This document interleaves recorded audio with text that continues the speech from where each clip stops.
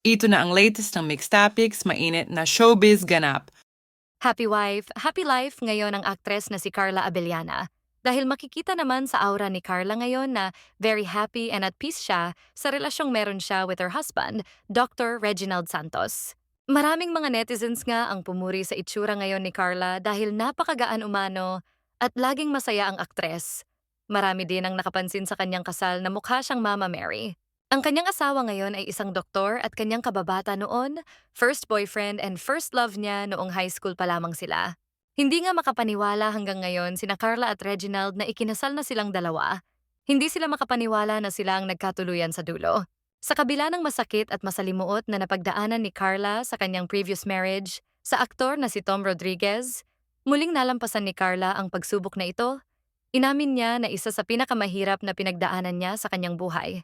Marami naman umano siyang natutunan dito at lalo niyang prinotektahan ang kanyang sarili sa mga tao at nag-build siya ng wall dahil nawalan din umano siya ng tiwala sa tao.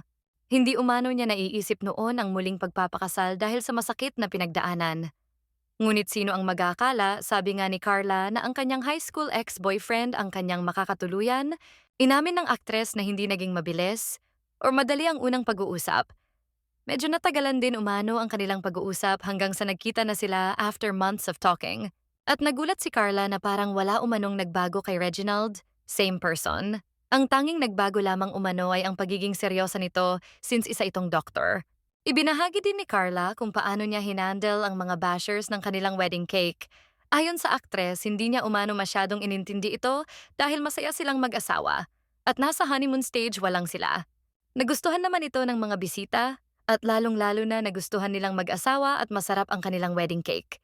Sa kanyang interview, inamin ni Carla Abellana na nagpa-egg freezing siya dahil gusto din niya umanong magkaroon ng sariling mga anak, ngunit inamin din ng aktres na hindi masyadong healthy ang mga eggs na nakuha sa kanya, kaya balak niya itong ulitin, lalo na ngayon na siya ay may asawa na posible na siyang magbuntis naturally. At excited din si Miss Carla sa pagkakaroon ng sariling pamilya, lalo na si Dr. Reginald ay mukhang mabait at responsableng asawa. Kaya naman magiging masaya lalo silang mag-asawa kapag nagkaroon sila ng mga supling. Sinabi din ni Carla na malapit na nilang ma-break ang kanyang unang kasal kay Tom Rodriguez. Dinadaan na lang ito ni Carla sa isang biro at sinabing mag 2 weeks na silang kasal ng kanyang asawa at malapit na malampasan ang kasal nila ni Tom Rodriguez na tumagal lamang ng 7 weeks at naghiwalay na silang dalawa. Na-process naman agad ang kanilang divorce ni Tom Rodriguez dahil isang US citizen si Tom, kaya kalaunan ay naayos naman ang kanilang divorce. Masaya naman ngayon si Tom sa piling ng kanyang anak at partner ngayon. Ngayon ay masana na ulit si Carla sa piling ni Dr. Reginald.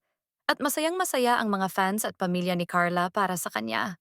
Samantala, no-show naman ang ama ni Carla sa kanyang kasal dahil kung matatandaan may hindi sila pagkakaintindihan noong magkahiwalay sila ng dating asawang si Tom. Dahil ayon sa report na tila kinampihan umano ng ama ni Carla si Tom at hindi ito nagustuhan ni Carla.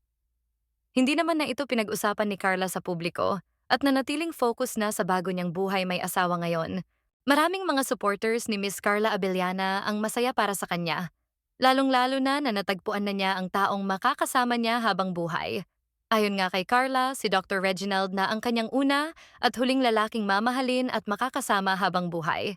Maraming mga fans din ang nagwi-wish na sana ay mabiyayaan agad sila ng kanilang sariling supling dahil gusto ni Miss Carla magkaroon ng sarili nilang anak ng kanyang asawang si Dr. Reginald Santos.